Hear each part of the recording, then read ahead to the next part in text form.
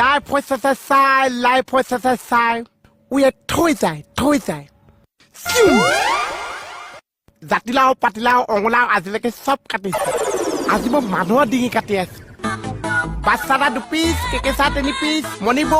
এইটো সময়ত দেখা যাব মোৰ গাখীৰ পেলাবলৈ আহিছে